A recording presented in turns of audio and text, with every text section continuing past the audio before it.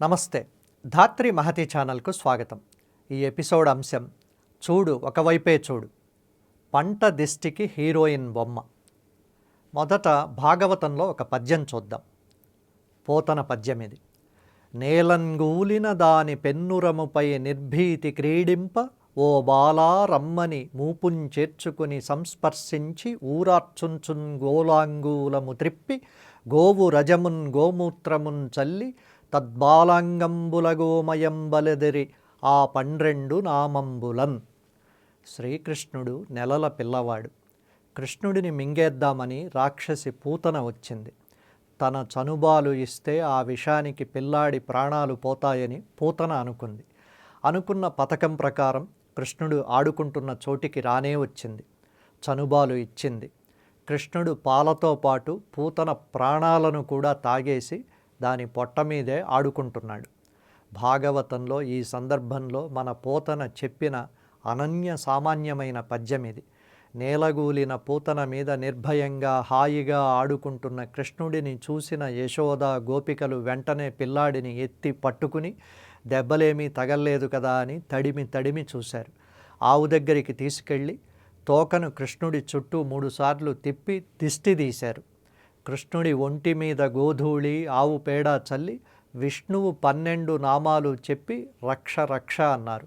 రామోనామ బభూవహం తదబలా సీతేతిహం తౌ పితుః వాచా పంచవటీ తటే విహరతః తామాహరద్రావణః నిద్రార్థం జననీ కథామితి హరే హుంకారతః శృణ్వతః సౌమిత్రే క్వద్ధనుర్ధనుర్ధనురితి వ్యగ్రాగిరః పాతునః. లీలాశుకుడి కృష్ణకర్ణామృతంలో 2 యుగాలు కలగలసిన గొప్ప శ్లోకం ఇది. బాలకృష్ణుడు ఉయ్యాల్లో ఎంతకు నిద్రపోవడం లేదు. అమ్మ ఏదన్నా కథ చెబితే ఊకొడుతూ పడుకుంటాను అన్నాడు కృష్ణుడు. అలాగే అని ఉయ్యాల ఊపుతూ కథ చెబుతోంది యశోద.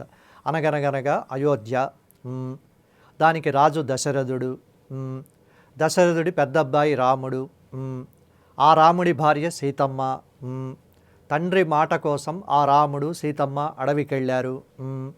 వారు పంచవటిలో ఉండగా రావణాసురుడు సీతమ్మను అపహరించుకుని వెళ్ళాడు. లక్ష్మణ ధనుర్బాణాలు తీసుకో అని ఒక్కసారిగా ఉలిక్కిపడి కోపంగా కళ్ళెర్ర చేసి కృష్ణుడు ఉయ్యాల్లో నుండి దిగబోతుంటే ఏ పీడకల వచ్చిందో పిల్లాడికి అనుకుంటూ వంటింట్లో నుండి పిడికెడు ఉప్పు 3 ఎండు మిరపకాయలు తెచ్చి కృష్ణుడి చుట్టూ సవ్యంగా 3 సార్లు అపసవ్యంగా 3 సార్లు తిప్పి తూ తూ తూ తూ అని 3 సార్లు ఉమ్మినట్లు చేసి దిష్టి తీసి మళ్ళీ పడుకోబెట్టి జోలపాడింది. అవతార పురుషుడికే దిష్టి తప్పలేదు. ఇక మనమెంత? చీపురుతో, కుంకుమ నీళ్లతో, ఉప్పుతో, ఎండుమిరపకాయలతో దిష్టి తీయడం తెలిసిందే.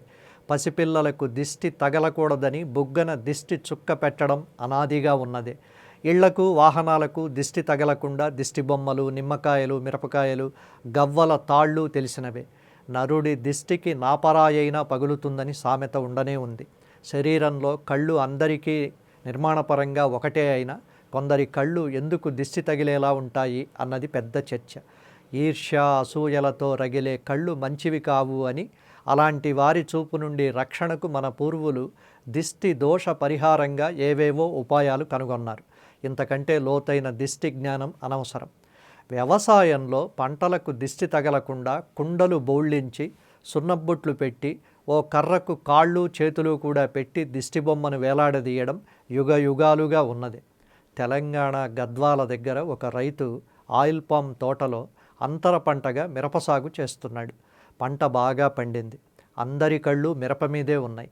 ఊరందరి దిష్టితో తన మిరప విలవిల్లాడిపోతోందని భయపడ్డ రైతు సంప్రదాయ దిష్టి బొమ్మ వల్ల ప్రయోజనం లేదనుకుని వైవిధ్యమైన దిష్టి బొమ్మ పెట్టాడు. ఒక సినిమాలో కవ్వించే భంగిమలో ఉన్న హీరోయిన్ చిత్రాన్ని పెద్ద ఫ్లెక్సీలో వేయించి ఆ ఫ్లెక్సీని మిరప పంట ముందు బిగించాడు. అంతే. దారిన పోయేవారు పంటను చూడడం మానేసి హీరోయిన్ను మాత్రమే చూస్తున్నారు. దృష్టిని మళ్లించడం ద్వారా దిష్టి దోషం బారిన పడకుండా పంటను కాపాడుకోవచ్చన్న ఈ రైతు అందరి దృష్టిలో ప్రశంసాపాత్రుడు కావాలి. ద్వాపరయుగం కాబట్టి అప్పుడంటే యశోదమ్మ ఆవుతోక, ఉప్పు, ఎండుమిరపకాయలు, తూతులతో దిష్టి తీసింది. ఇది కలియుగం. తోకలు, ఉప్పులు, మిరపకాయలు పనిచేయవని గ్రహించిన వాడై ఈ గద్వాల రైతు మిరపకు అందాల అనుష్కను దిష్టిబొమ్మగా పెట్టుకున్నాడు.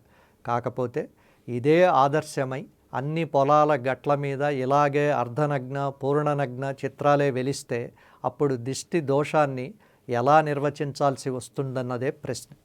మరో ఆసక్తికరమైన అంశంతో తర్వాతి ఎపిసోడ్లో కలుద్దాం. అంతవరకు సెలవు. నమస్కారం.